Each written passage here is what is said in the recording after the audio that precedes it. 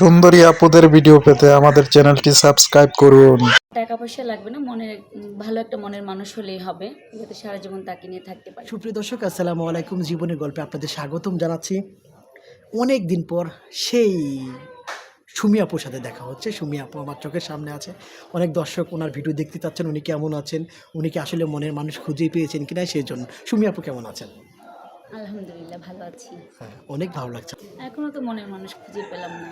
সেটা কি আমার ভিতরে কি নেই যে আমি মনের মানুষ খুঁজে পেলাম না? আপনার সবই আছে। হয়তোবা যে আপনাকে ভালোবাসে বা ভালোবাসতে চায়, হয়তোবা আপনাকে যে ভালোবাসতে চায়, যে বিয়ে করতে চায়, এখন পর্যন্ত তার চোখের সামনে আপনার ভিডিওটা যায় নাই। সেটা হয়তোবা দুঃখের বিষয়।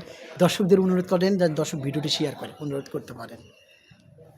হ্যাঁ, দর্শক আপনারা আমার ভিডিওটা শেয়ার করবেন, যাতে আমি আমার মনের মানুষ খুঁজে পাই এই ভিডিওর মাধ্যমে। এই ভিডিওর মাধ্যমে।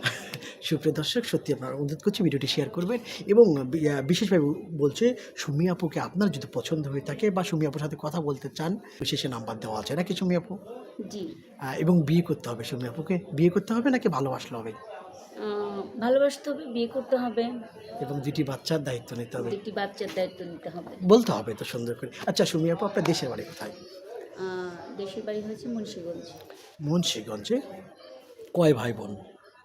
আমরা 2 বোন। 2 বোন। আপনি ছোট? আমি বড়, আমার বোন ছোট। ছোট। আপনার আগের ভিডিও অনেক দর্শক দেখে নাই, তাদের জন্য একটু বলেন। আপনার হাজবেন্ড ছিল, কি হয়েছে, এবং আপনার পরিবারে কি কি আছে, এটা শুনতে চাই। আমার পরিবারে আমার মা বাবা আছে, আমার 2 মেয়ে আছে, আমি আছি। আর আমার হাজব্যান্ড নেই, 2 বছর প্লাস হয়েছে। ওনাকে আমি ডিভোর্স দিয়েছি। তো উনি পরকীয়ায় লিপ্ত ছিল। তো লিপ্ত ছিল? লিপ্ত ছিল। ওই হাজবেন্ডের সাথে কতদিন সংসার করেছিলেন? 10 বছর। 10 বছর। 10 বছর তো অনেক সুখের দিন ছিল, আনন্দের দিন ছিল। কি এমন অপূর্ণতা ছিল আপনাকে রেখে? যেহেতু আপনি অনেক সুন্দরী, আমারই মনে চাচ্ছে আপনাকে বিয়ে করতে, যেহেতু আমার ঘরে ওয়াইফ না থাকে, যদি না থাকতো। কি এমন অপূর্ণতা ছিল আপনার মাঝে যে আপনাকে রেখে আরেক জনের সাথে গেছে পরকে করতে?